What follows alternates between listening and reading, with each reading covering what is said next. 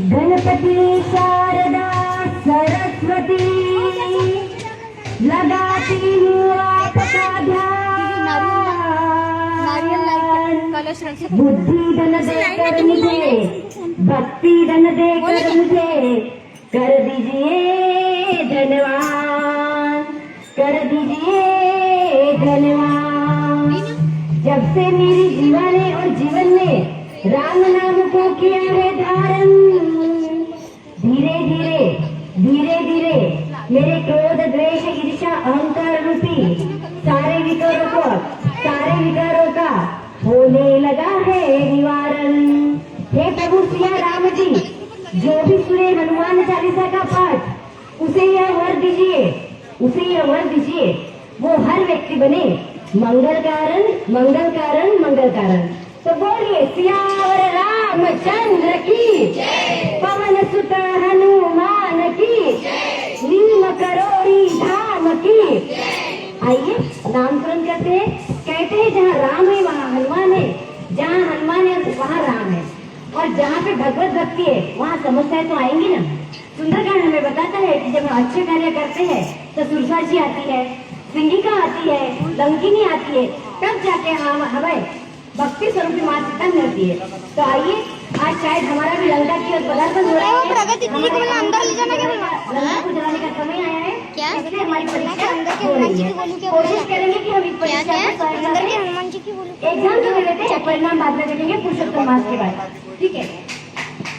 सीताराम हनुमान सीताराम हनुमान सीताराम हनुमान सीताराम हनुमान सीताराम हनुमान सीताराम सीताराम हनुमान सीताराम हनुमान सीताराम हनुमान सीताराम हनुमान सीताराम हनुमान सीताराम हनुमान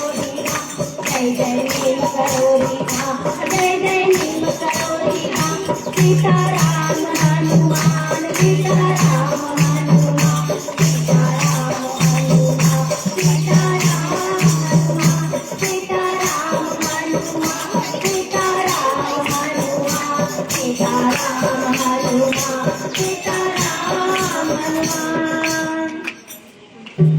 प्रभु श्री राम माँ सीता तथा हनुमान जी और शिव जी के चरणों में यही प्रार्थना करती हूँ।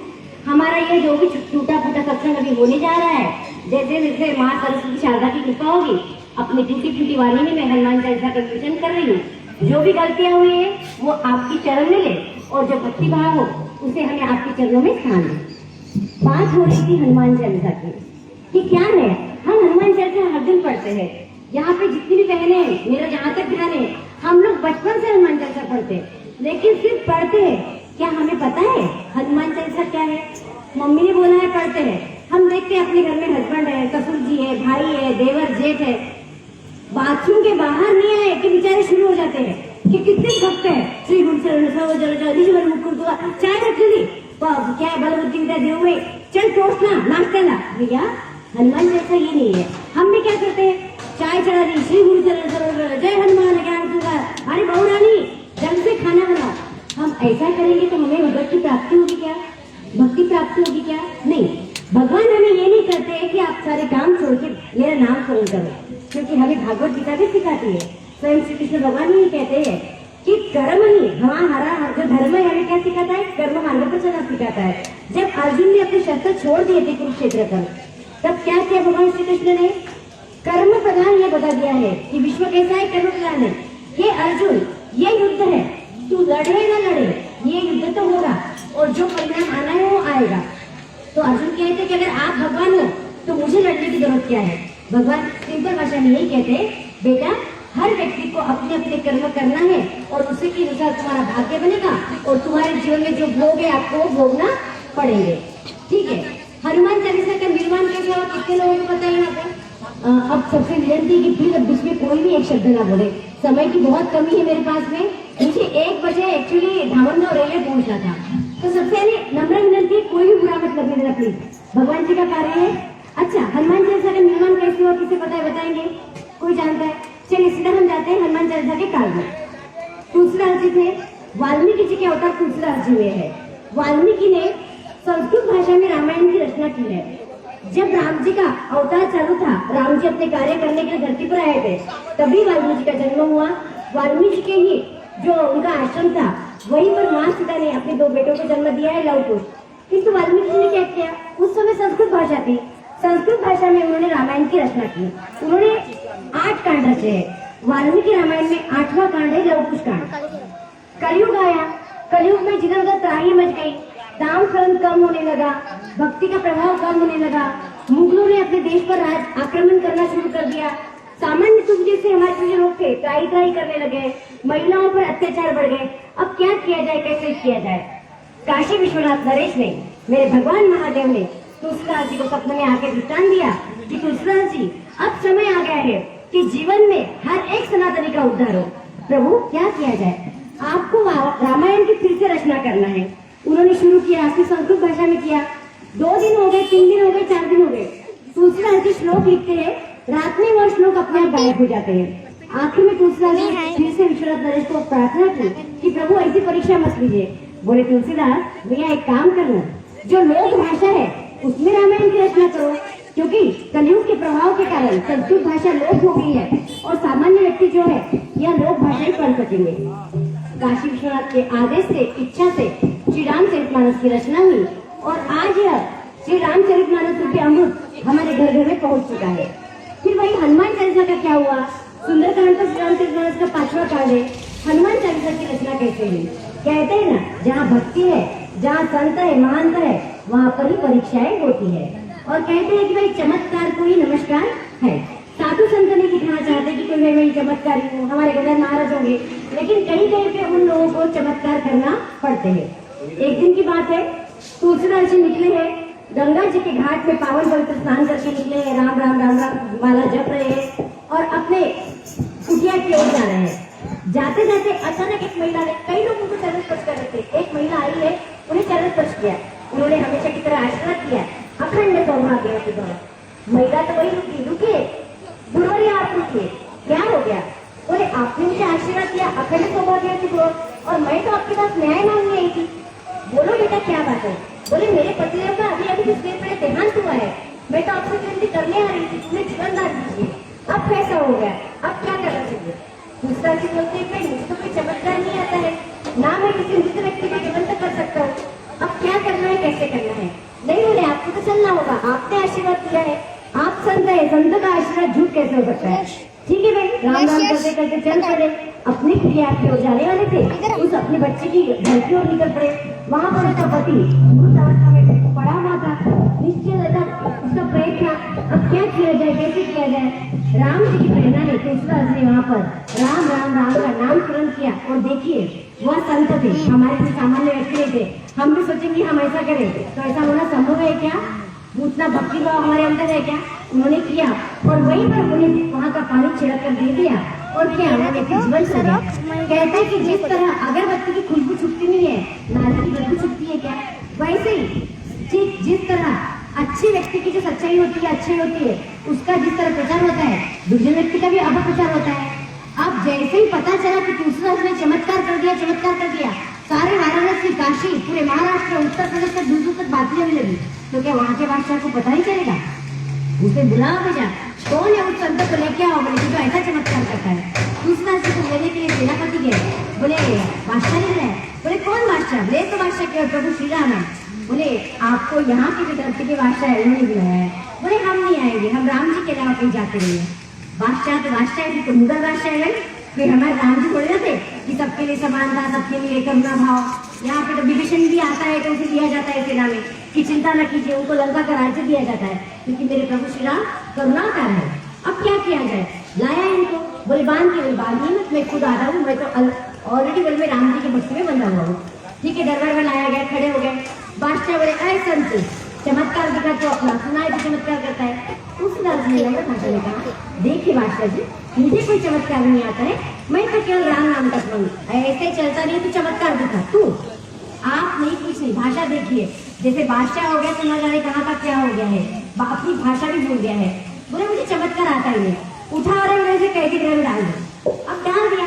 तो उसी तरह से तो राम नाम के अलावा कुछ आता ही नहीं, राम राम राम राम स्मरण कर रहे हैं। उन्हें याद आया कि अब कुछ तो लिखा जाए, तो वहां पर उन्हें बंदी गृह में 40 दिन रखा गया था। अब ध्यान से सुनिएगा, कितने दिन? 40 दिन।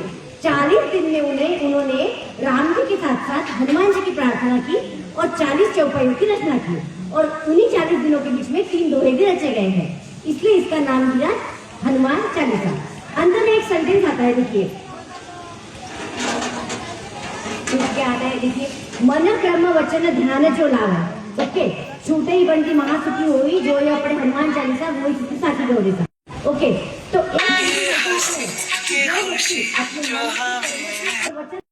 हनुमान चालीसा का पठन करता है उसे मन चाहिए सिद्धि प्राप्त होती है। लेकिन कब होगी? आप सोच रहे होंगे साल आई, बाहर की गई आई, कुछ भी बोल रही है, हम तो 1 महीने से पढ़ रहे हैं, हमें तो कोई परिणाम नहीं आया। उसमें और एक सेंटेंस दिया है कि अपने मन से, अपने कर्म से और अपने वचन से जो व्यक्ति इन तीनों को एकाग्र करके हनुमान चालीसा का पठन करेगा, उन पर राम जी की कृपा होगी और हनुमान जी की अनुकंपा होगी। हमें पढ़ना कैसे है? शांति से पढ़ना है। एक ही नियम है, हमारा तन और हमारा मन दोनों शांत हो। समय का कुछ नहीं है, आप पीरियड में भी पढ़ सकते हो, ठीक है ना, लेकिन पीरियड में पढ़ो तो इधर उधर हाथ बोलता तो होने का सवाल ही नहीं है। किंतु उसे आप भाई ये नहीं समझ सकते कि मैं इतनी पूजा कर ली, पीरियड में बैठी हूँ, वो आपका व्यक्तिगत नाम स्मरण रहेगा। हमें जब मासिक धर्म आता है तो हम केवल ग्रंथों को हाथ नहीं लगा सकते हैं, नाम स्मरण आप, अच्छा मैं आपको कह दूंगी कि नाम स्मरण नहीं करना, पाप लगेगा, आपका छूटेगा क्या? भगवान जी का नाम आता ही है। मैं आपको कहूंगी कि मासिक धर्म में अपने बेटे को आवाज मत दो, अपने पति से बात मत करो, ये होगा क्या? वैसे ही भक्ति में भगवान का और भक्त का रिश्ता ऐसा होता है जो नेचुरल होता है कि हृदय में जो रहेगा उसका तो हमें याद आएगी ना। तो ईश्वर जिस हृदय में वास करेंगे उनका तो हमें याद आएगी, उनका स्मरण तो हो गए, इसलिए नाम स्मरण का कोई हमें पाप लगता नहीं है। आप थोड़ा सा विवेचन कर लें हनुमान चालीसा का। हनुमान चालीसा क्या है?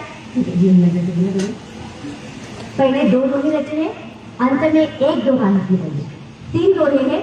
3 दोहे मानो ब्रह्मा विष्णु महेश या राम लक्ष्मण और जानकी तीनों आए हैं कि हनुमान जी विश्व की इतनी सुंदर रचना आप करने जा रहे हो, एक सब जीवन का सबसे छोटा सिद्ध मंत्र आप सामान्य जन को देने जा रहे हो, तो इनमें हम भी आपकी सेवा देने के लिए तैयार हैं।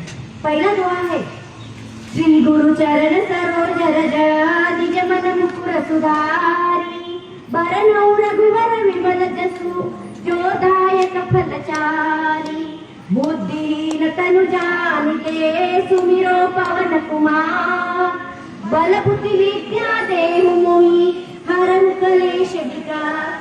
2 दोहे हैं। देखिए हनुमान चालीसा की शुरुआत कैसे हुई है? ऐसे भी हो सकती थी, श्री हनुमान चरण, श्री राम चरण। तुलसीदास जी ने हनुमान चालीसा में सर्वप्रथम जो सम्मान दिया है वो गुरु को दिया है। अर्थात जो व्यक्ति हनुमान चालीसा का पठन करेगा सबसे पहले उसके ऊपर तो उस व्यक्ति के गुरु की अनुकंपा होगी, कृपा होगी। श्री गुरु चरण सरोज रज निज मन मुकुर सुधारी, अर्थात हे गुरुदेव मैं आपके चरणों की रज लेता हूँ, आपके चरणों में नमस्कार करके आपके चरणों की रज लेता हूँ, और उससे क्या करता हूँ, उससे क्या करती हूँ, अपने हृदय रूपी मुकुर यानी दर्पण, अपने हृदय रूपी दर्पण को मैं साफ करता हूँ। श्री गुरु चरण सरोज रज निज मन मुकुर सुधारी, ठीक है। बरनौ रघुवर विमल जसु जो दायक फलचारी, और इसके बाद में अपने हृदय को मैं निर्मल करके रघुवर जी का मैं गुणगान करता हूँ। जो गुणगान कैसा है? विमल है, विमल अर्थात पवित्र है, पावन है। किसके जैसा? माँ गंगा गोदावरी नर्मदा के जैसा पावन है। जो दायक फलचारी, शुरुआत में ही तुलसीदास जी घोषणा कर देते हैं कि जो व्यक्ति हनुमान चालीसा का पठन करेगा उसे जीवन के 4 फल मिलेंगे। हमारा क्या होता है, हम बड़ी बोली है पहले, भैया मी इको पाठ तर करू, मी उसका पाठ तर करू, मी वाचन तर करत, पण याच्याने होईल काय, मला काय प्राप्त होईल? बाई तू जर हनुमान चालीसा वाचशील तर तुला जगातील 4 कर्म फळ प्राप्त होतील। ते काय आहे? धर्म अर्थ काम मोक्ष, चारों आपको प्राप्त हो जाएंगे। बुद्धिहीन तनु जानिके सुमिरो पवन कुमार, बल बुद्धि विद्या देहि मोहि हरौ कलेश विकार। तुलसीदास जी क्या कहते हैं कि हनुमान जी मैं बुद्धिहीन होकर आपके चरणों में आ रहा हूँ, मैं तो बुद्धिहीन हूँ, मेरे पास बुद्धि का कोई प्रभाव नहीं है, मेरे पास में कोई बुद्धि नहीं है, मैं आपके चरणों में आ रहा हूँ और आपका सुमिरन कर रहा हूँ। फिर हनुमान जी मुझ पर कृपा कीजिए, मुझ पर अनुग्रह कीजिए और मुझे बल, कौन सा बल? मानसिक बल और शारीरिक बल। शारीरिक बल से क्या आप जीवन के सारे कार्य कर सकते हो? जहाँ पर आपका शरीर काम नहीं करता है वहाँ पे आपकी चतुराई काम करती है, और हर जगह पे चतुराई से काम नहीं चलता है, कहीं कहीं पे आपको शक्ति का ही प्रभाव दिखना पड़ता है। तो दूसरा जी कहते हैं कि बल बुद्धि विद्या, बुद्धि यानी जीवन का सारे सत्कर्म करने की बुद्धि, और विद्या यानी ऐसी विद्या जो हमें हमारे वीडियो उधर का सामने। हम कई बार चाहते हैं कि हम सत्कर्म करें, हम अच्छे काम करते हैं, लेकिन अंदर से एक आवाज आती है, सासूबाई उपाशी आहेत, स्वयंपाक करायचा आहे, मग खूप राग आलेला आहे, कारण आधी कुठेतरी सासूबाईंनी कभी कभी सासुओं ने तकलीफ दी है, तो हमारी जो अहंकारी बुद्धि क्या कहती है, अरे रुक जा, बुढ़िया को आज के भी खाना मत दे। लेकिन अंदर की जो विवेक बुद्धि होती है वो क्या कहती है, नहीं नहीं, उन्होंने अपना कर्म किया, अपना भुगत रही है, मेरा काम है कि मैं अपने अच्छे कर्म करके अपना भविष्य सुधारूं। और यही बुद्धि अर्थात यही विवेक हनुमान चालीसा पढ़ने से हमारा जागृत होता है। बल बुद्धि विद्या देहूमयी हरऊ कलेश विकार। कलेश 4 से 5 प्रकार के होते हैं, इनके बारे में चर्चा करने के लिए हमारे पास समय बहुत कम है, हम आगे बढ़ते हैं। अब यहाँ पे सर्वप्रथम हनुमान जी के चरणों में क्या कहा तुलसीदास जी ने कि मेरे हृदय के दर्पण को मुझे स्वच्छ करना है। ऐसा क्यों कहा होगा भाई? किसी भी पोथी पुराण में तो ऐसा नहीं लिखा है। देखिए आपका घर, सभी के घर पे आईने होते हैं, 4-5 दिन आप उसे साफ मत कीजिए और उसमें जाकर आप खुद को निहारिए, क्या होगा? आपके चेहरे में स्पष्टता दिखेगी नहीं। आपका जो चेहरा है आपको उस दर्पण में स्वच्छ दिखेगा क्या, साफ सुथरा दिखेगा क्या? आपको मुझे क्या बात है, मुझे साफ सुथरा क्यों दिखाई दे रहा है? क्या मेरे चेहरे में कोई प्रॉब्लम है? भैया चेहरे में कोई प्रॉब्लम नहीं है, सामने का दर्पण है उसे साफ कीजिए, अपने आप सब बदल जाएगा। ठीक इसी तरह आपके हृदय में कोई प्रॉब्लम नहीं है, लेकिन कभी ना कभी इस दुनिया वाले में जब आए हैं तो अनेक विकार उसके ऊपर अपनी परत बनाकर बैठे हैं। जब आप उस परत से निकालेंगे तो विकार की जगह अच्छे संस्कार ले लेंगे, और अच्छे संस्कार रहेंगे उन पर भक्ति जागृत हो जाएगी। अब आगे बढ़